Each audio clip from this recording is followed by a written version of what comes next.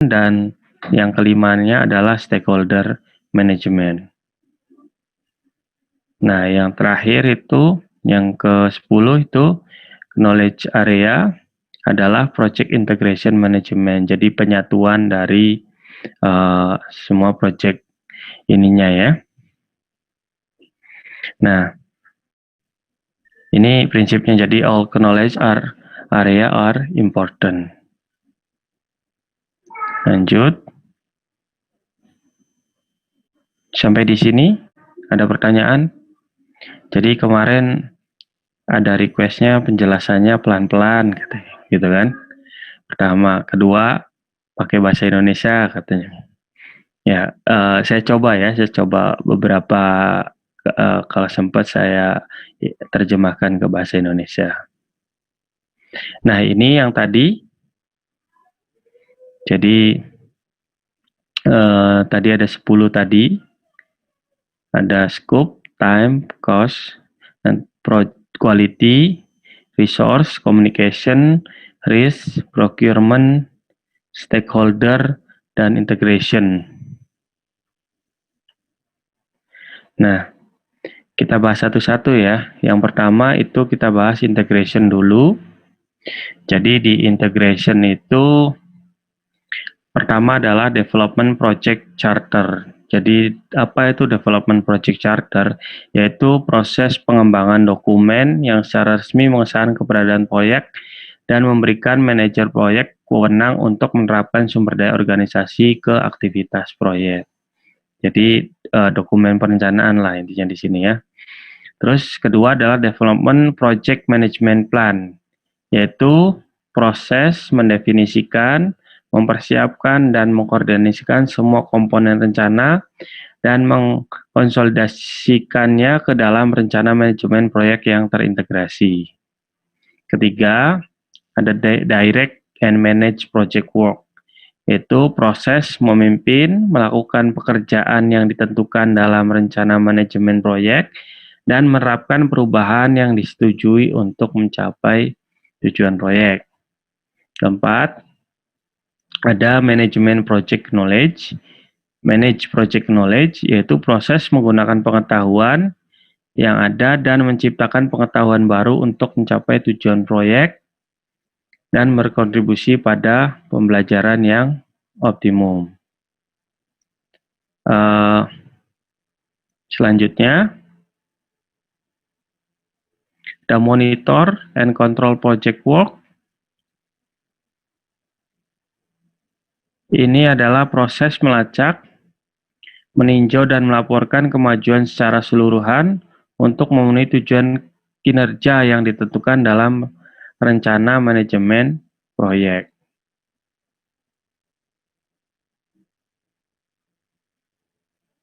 Nah, ini selanjutnya perform integrated change control, yaitu proses meninjau semua permintaan perubahan, menyetujui perubahan dan mengelola perubahan pada kiriman, aset proses organisasi, dokumen proyek dan rencana manajemen proyek, dan mengkomunikasikan keputusan. Dan terakhir, close project or phase, proses penyelesaian semua kegiatan untuk proyek, fase, dan kontrak. Ini adalah project integration. Lanjut, kedua, itu adalah project scope management. Di scope management ada pertama adalah plan scope management, yaitu membuat rencana manajemen itu ya, yang mendokumentasikan bagaimana proyek dan lingkup proyek akan didefinisikan, divalidasi, dan dikendalikan. Kedua, collect requirement, yaitu proses menentukan, mendokumentasikan, dan mengelola kebutuhan dan persyaratan pemangku kepentingan untuk memenuhi tujuan proyek. Ketiga, define scope, yaitu proses pengembangan deskripsi rincian tentang proyek dan produk. Keempat, ada create WBS, atau WBS kan work breakdown system ya, yaitu proses pengelompokan hasil proyek dan pekerjaan proyek menjadi komponen yang lebih kecil dan lebih mudah dikelola. Terus selanjutnya adalah validate scope, yaitu proses formalisasi penerimaan kiriman proyek yang telah diselesaikan. Selanjutnya, control scope, yaitu proses pemantauan status proyek dan cakupan produk dan mengelola perubahan pada dasar ruang-ruang lingkup dasar ya, ini ya. Nah, selanjutnya adalah project time management. Di project time management akan dibahas yaitu plan schedule management, itu proses penetapan kebijakan, prosedur, dan dokumentasi untuk perencanaan, pengembangan, pengelolaan, pelaksanaan, dan pengendalian jadwal proyek terkait jadwal ya, plan. Nah, kedua, define activity itu mendefinisikan tindakan spesifik dilakukan untuk menghasilkan proyek. Ketiga, sequence activity.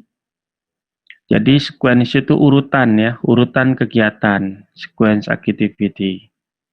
Keempat, estimate activity duration. Jadi proses memperkirakan jumlah periode kerja yang diperlukan untuk menyelesaikan aktivitas individu dengan sumber daya yang diperkirakan. Kelima, develop schedule, yaitu membuat schedule ya. Jadwalnya bagaimana, menganalisis urutan aktivitas, durasi, kebutuhan sumber daya, dan batas jadwal. Nah, terakhir, kontrol schedule, yaitu pemantauan suatu proyek. Nah, ini adalah project time management. Kemudian, selanjutnya adalah project cost management. Project cost management itu pertama adalah plan cost management, yaitu proses menentukan bagaimana biaya proyek akan diperkirakan, dianggarkan, dikelola, dan dikendalikan.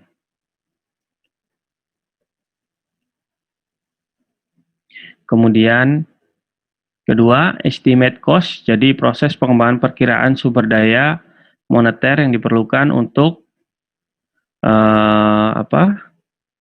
untuk menyelesaikan pekerjaan suatu proyek. Nah, determine budget, proses agregasi perkiraan biaya kegiatan individu atau paket pekerjaan untuk menetapkan dasar biaya resmi. Selanjutnya, control cost, yaitu proses pemantauan status proyek untuk memperbarui biaya proyek dan mengelola perubahan pada baseline biaya. Jadi, kalau di biaya ini, kira-kira ada simulasinya atau tidak? Di biaya ada simulasinya apa tidak?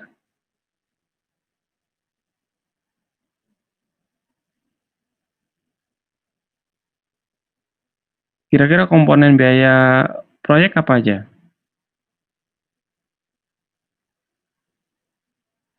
Atau di mana di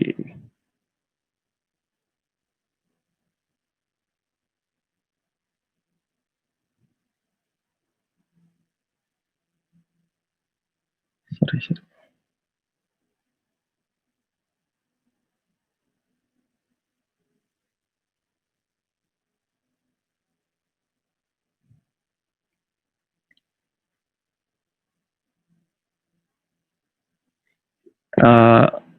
Di biaya proyek dulu kita diskusi.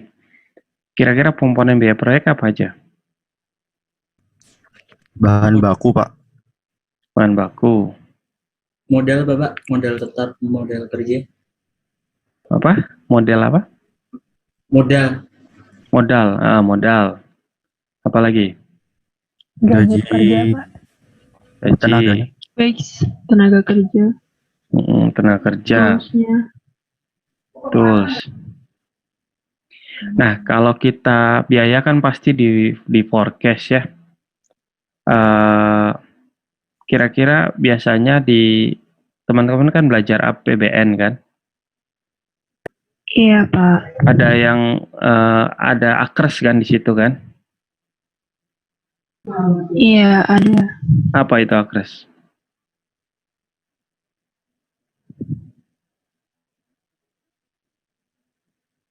Ada yang tahu akres?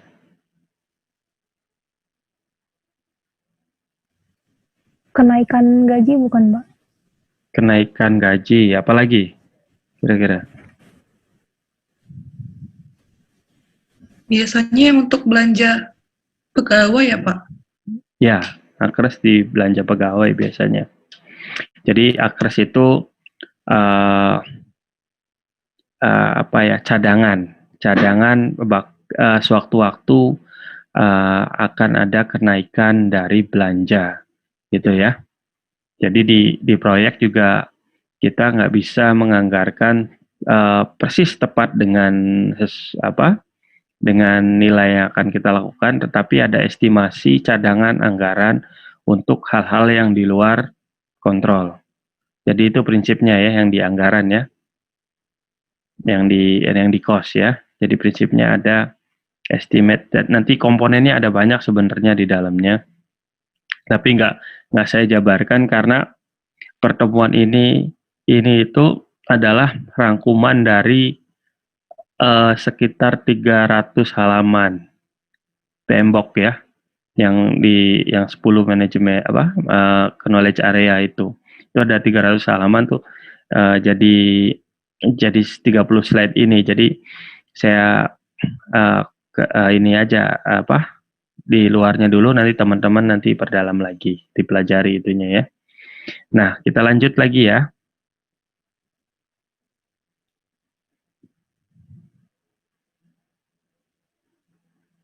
Nah, lanjut lagi, Project Quality Management.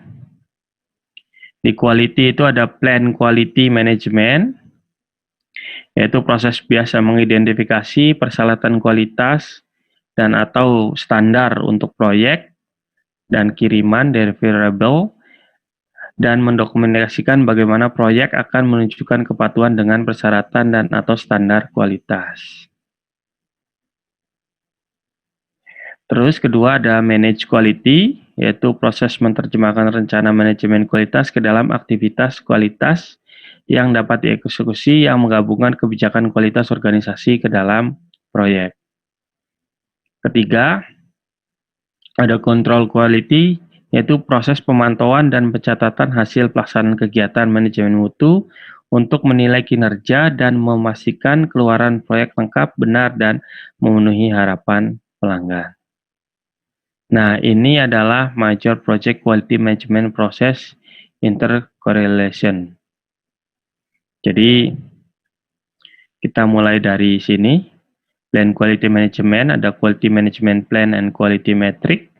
Di sini ada Manage Quality, di sini ada masukan lagi dari Quality Template from Organization Process Asset. Ini ya, template-nya ya, masuk ke sini. Kemudian ada quality report to other project process. Di sini masuk quality control bersamaan dengan project integration management. Di sini deliverable work performance data. Jadi penyampaian laporan lah deliverable itu. Nah, di sini ada control quality. Ini ada validated scope, itu verified deliverable yang sudah baik ya. Di sini diukur, di sini dengan control quality itu diukur quality control measure, work performance information diukur. Ya, ini adalah major project quality management process.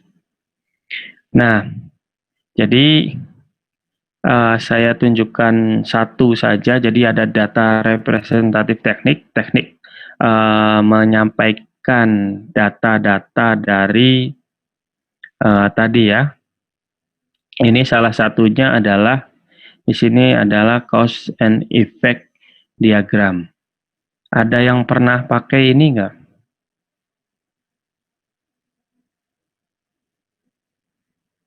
Halo? Ada yang pernah lihat atau pernah pakai? Belum pernah, Pak. Belum pernah. Jadi teman-teman kalau misalkan mengidentifikasi suatu problem, suatu masalah, itu biasanya ada yang paling umum itu pakai ini, cause and effect diagram, atau kita sebut juga fishbone diagram, diagram tulang ikan. Jadi kita misalkan di sini apa ininya? Ininya permasalahannya di ujung ini adalah permasalahan yang apa sih yang ada. Jadi produk kualitas produk tidak sesuai dengan permintaan. Itu kita tracing, kita cari kenapa sih kualitas produknya itu tidak sesuai permintaan. Itu kita jabarkan mulai dari people-nya, terus prosesnya, equipment-nya, manajemennya, lingkungannya, dan material.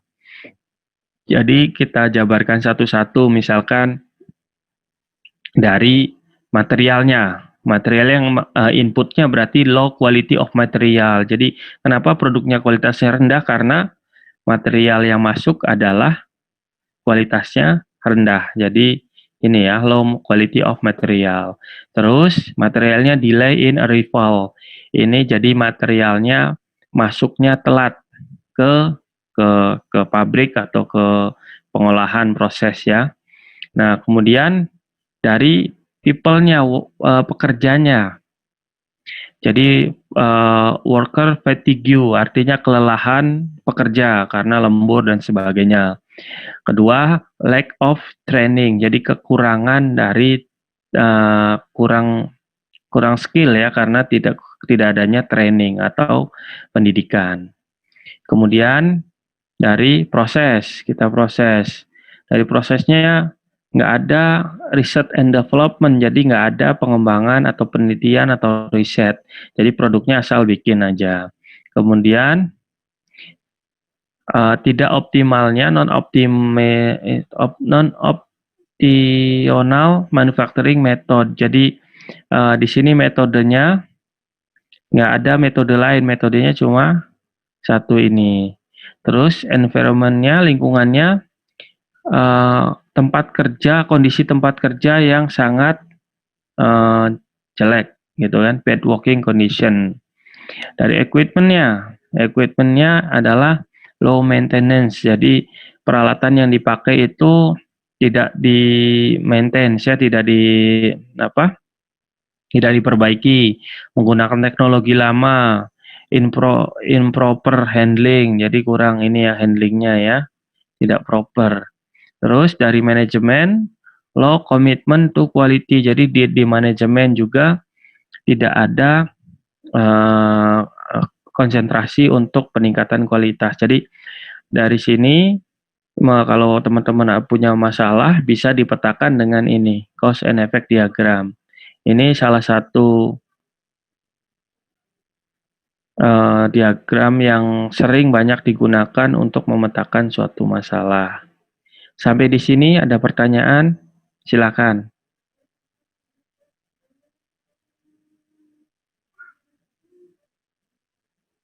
Ada pertanyaan?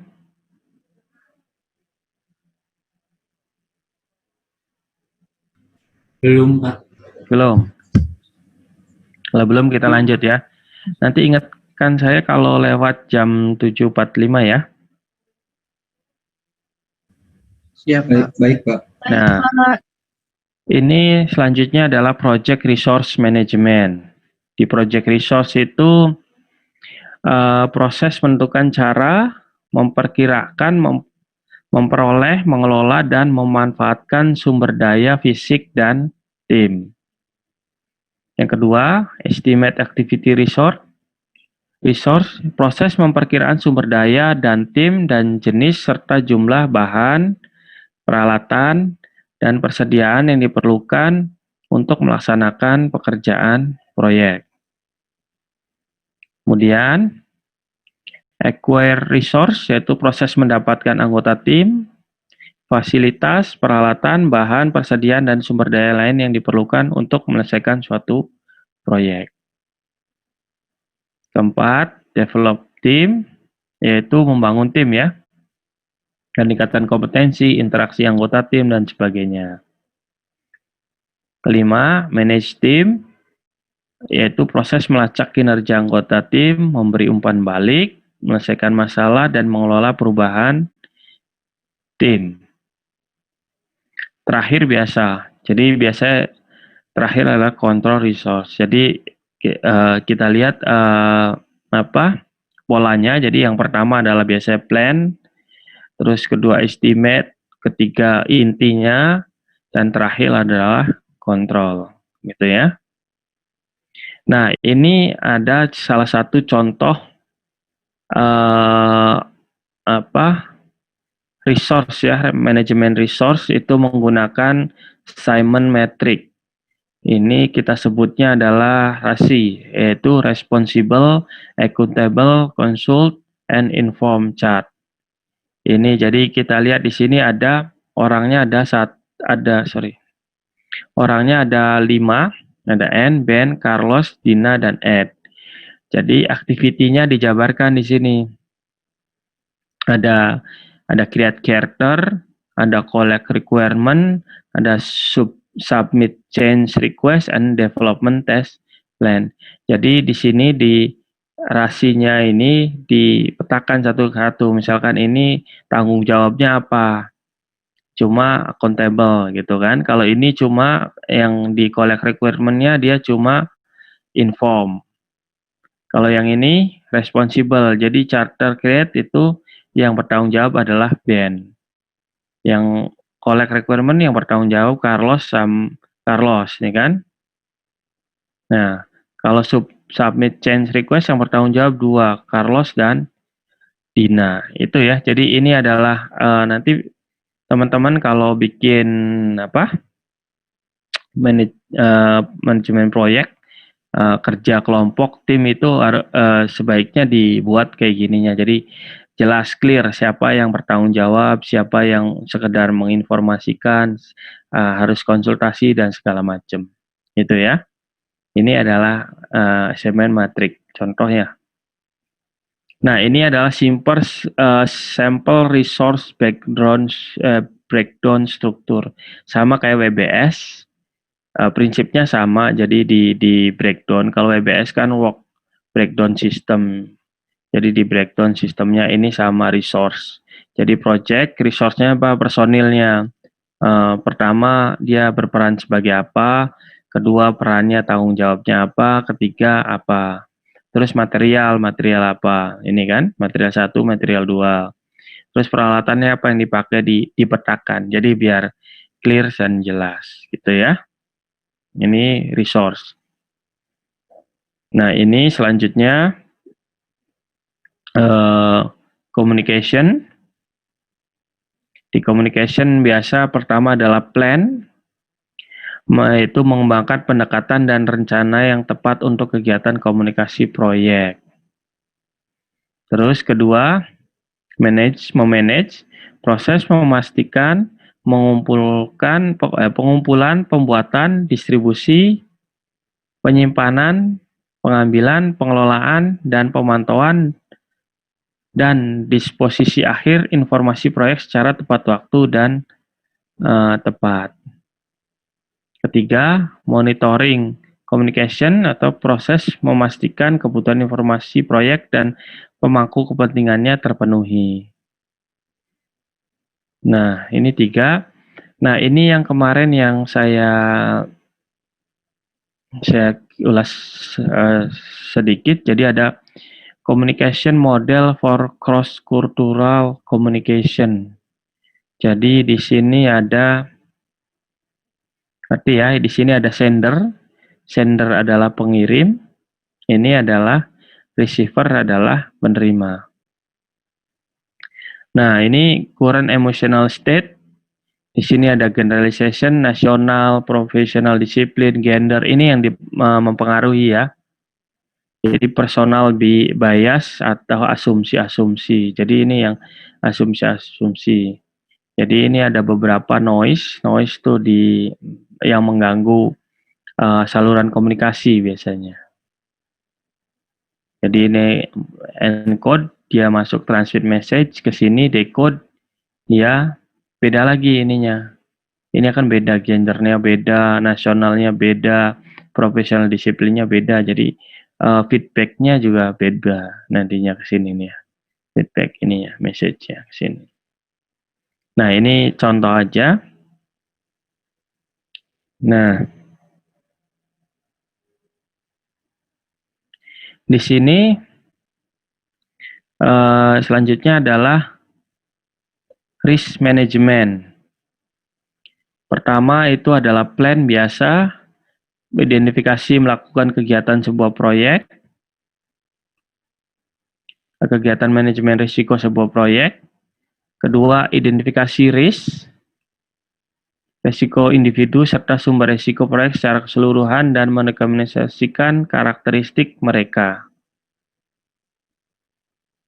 Selanjutnya ketiga, perform qualitative risk analysis, yaitu proses memprioritaskan risiko proyek individu untuk analisis dan tindakan lebih lanjut.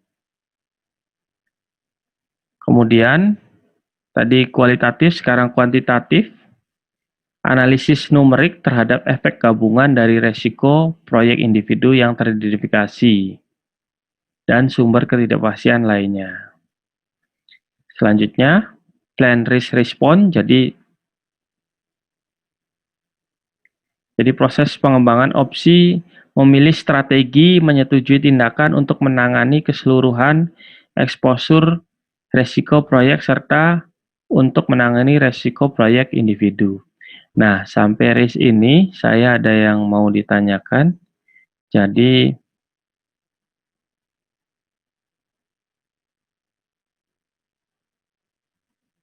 sebentar, saya share screen dulu.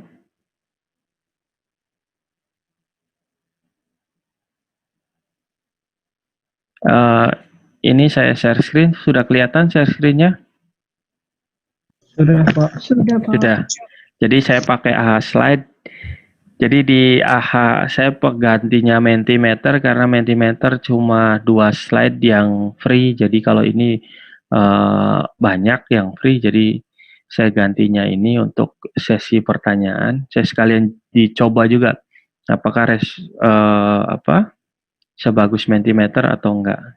Tolong ya ini ya dijawab dulu, masuk ke resiko ini. Silakan. Sambil menunggu ya.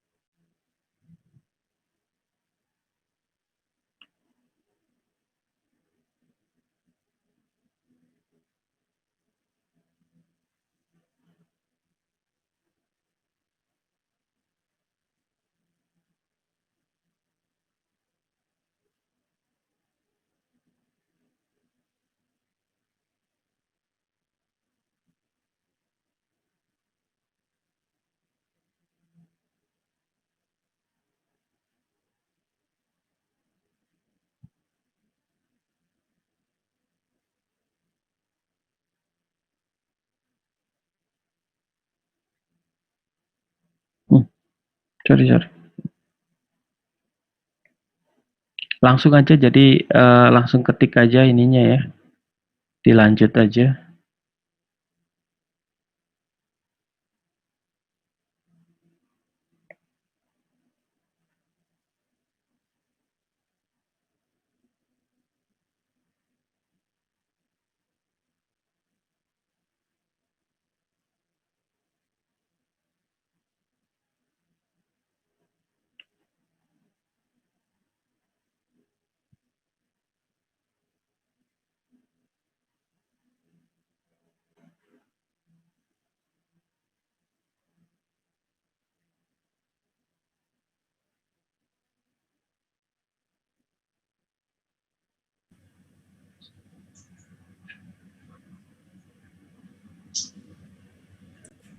Permisi Bapak, maaf Pak. Iya. Untuk yang bisa join itu sepertinya hanya 7 orang Bapak. Oh gitu Jadi ya. beberapa terkenal exit itu ya. Jadi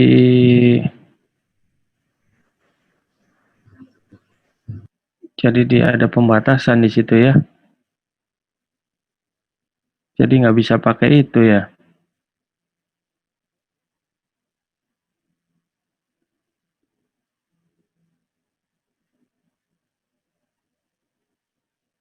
Ini ya, 7 ini ya, berarti ya. Iya, Bapak. Iya, berarti nggak pakai. Berarti ganti deh.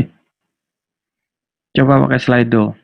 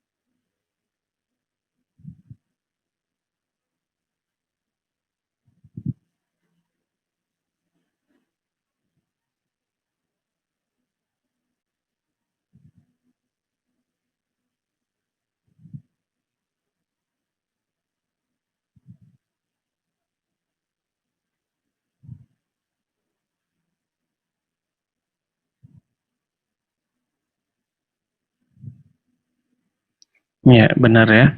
Diterima, dihindari, dibagi, dikurangi, diabaikan. Kalau diabaikan, gimana tuh?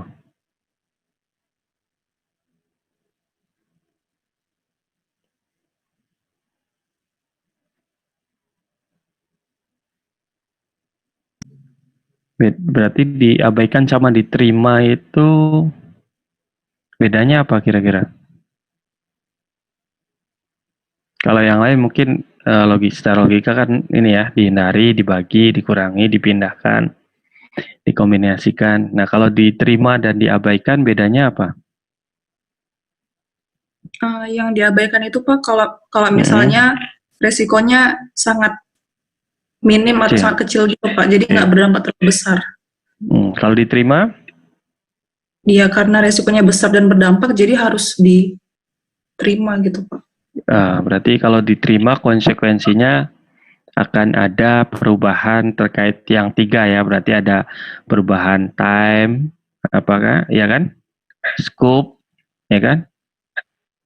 Dan perubahan apa? Biaya. Kok biaya. Nah, itu ya. Itu ya. Nah, ini terkait cost. Kita lanjut ya.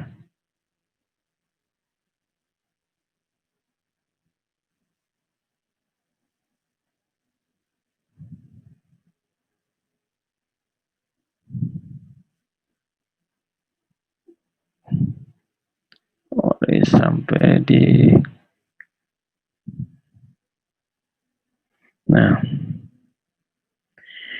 Nah, ini selanjutnya ada implement risk response, itu proses penerapan rencana respon resiko yang telah disepakati. Terakhir adalah monitor biasa ya. Nah, ini adalah extract from sample risk breakdown structure. Jadi resikonya kita jabarkan lagi. Jadi risk breakdown strukturnya kita jabarkan lagi. Di sini resiko secara keseluruhan kita bagi, misalkan di sini ada 4, ada technical risk, manajemen risk, commercial risk, dan external risk. Terus di technical apa aja? Di sini ada scope, requirement, estimation, di sini ada teknologi ya, technical interface. Nah, untuk manajemen ada project management di sini ya, ada resource, komunikasi. Nah, di sini ada selanjutnya komersial ya, supplier, vendor, sini. Nah, kalau supplier vendor nanti kita ada namanya vendor management inventory (VMI) dan sebagainya di sini banyak. Nah, untuk eksternal di sini ada tentang legalisasi, legal, hukum ya, nilai tukar, lokasi, fasilitasnya, lingkungannya, cuaca di sini, kompetisi dan regulasi di sini ya. Nah, ini ada lanjutnya procurement management, project procurement management. Ada apa aja? Pertama biasa plan, yaitu mendokumentasikan keputusan pengadaan proyek, menentukan pendekatan, dan mengidentifikasi penjual potensial. Kemudian conduct procurement, mendapatkan tanggapan penjual, memilih penjual, dan memberikan kontrak. Selanjutnya kontrol, yaitu proses pengelolaan hubungan pengadaan, pemantauan kinerja kontrak, dan membuat perubahan dan koreksi yang sesuai.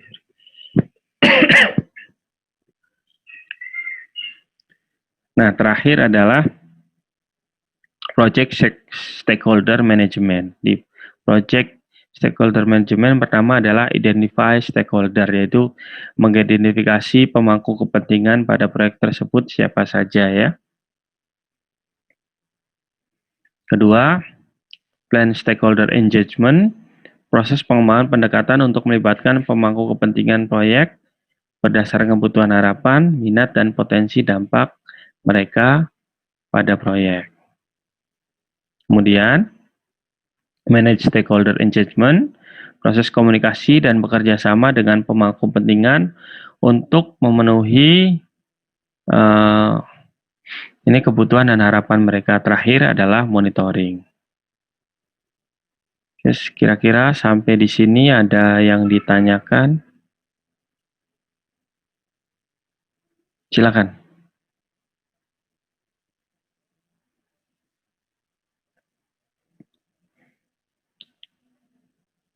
Ada yang ditanyakan? Silakan.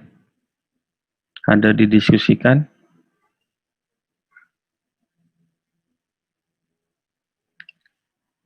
Kalau tidak ada, langsung teman-teman buka Google Classroom-nya. Di situ udah ada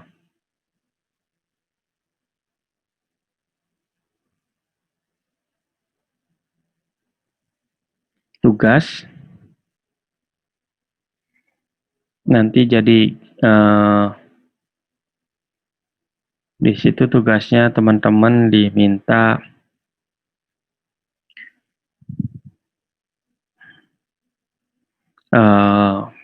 ke halaman website, di situ didetik karena di situs KPPIP-nya nggak bisa dibuka. Jadi saya sudah bagi kelompok 1 sampai kelompok 5, tapi nama kelompoknya belum dibagi, nanti dibagi otomatis saja di Zoom. Jadi kelompok 1 itu Jalan Tol Waru, kelompok 2 Tol Sukabumi, ketiga kereta api Kertapati, keempat kereta api Muara Enim, dan kelima kereta api Tanjung Enim. Jadi sekarang diskusi kelompok dulu saya bagi di 5 ruangan. Nah, tapi sayanya masih di ruangan utama ya, nggak bisa ikut ke tiap ruangan, jadi saya serahkan ke teman-teman. Sudah dilihat tugasnya? Sudah, Pak. Sudah, Pak. Sudah ya? Ya, sudah. Jadi kita coba dulu satu jam ke depan. Nanti kalau presentasinya nggak cukup pertemuan ini, nanti pertemuan selanjutnya aja ya. Nah, coba dulu disketsakan maksimal 3 halaman, terserah 3 halaman atau 3 PPT. Teman-teman coba ini ya, biar gampang di PPT aja, PowerPoint aja. Gitu. Nanti diskusikan. Ada pertanyaan dulu sebelum saya split breakout room?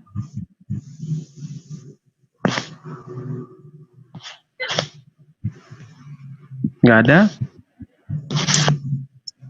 Nanti outputnya itu ya, tiga lembar Tiga PPT, 3 slide Iya. PPT ya.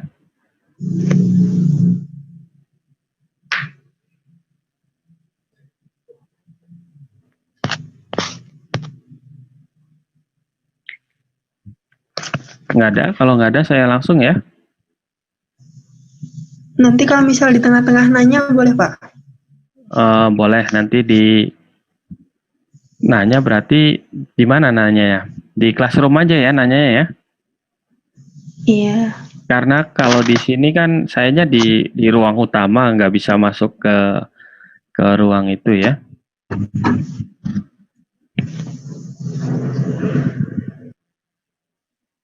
Nanti kalau ada pop-up nanti langsung join ya, klik join ya. Nanti nanyanya di Google Classroom.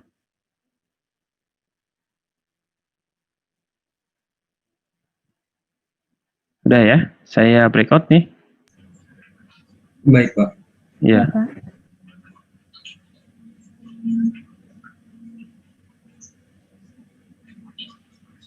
Jadi saya sebutin satu-satu nih.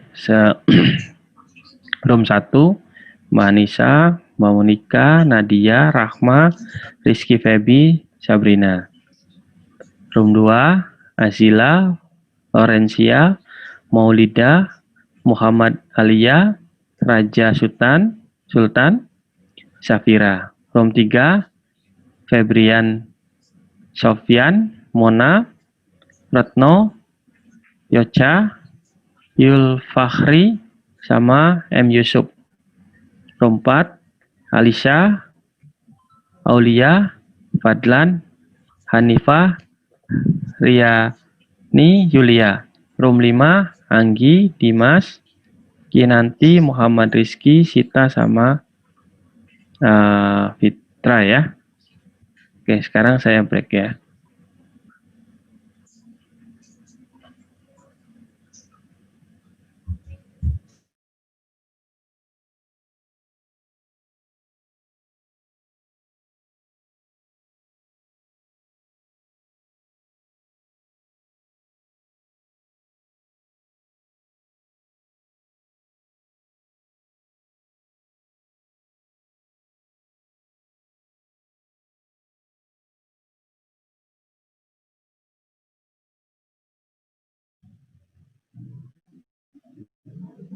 Halo, tes.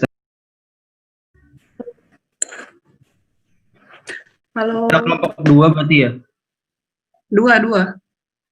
Jalan Ya. tol Sukabumi, Ciranjang, pada. Ini berapa menit diskusinya?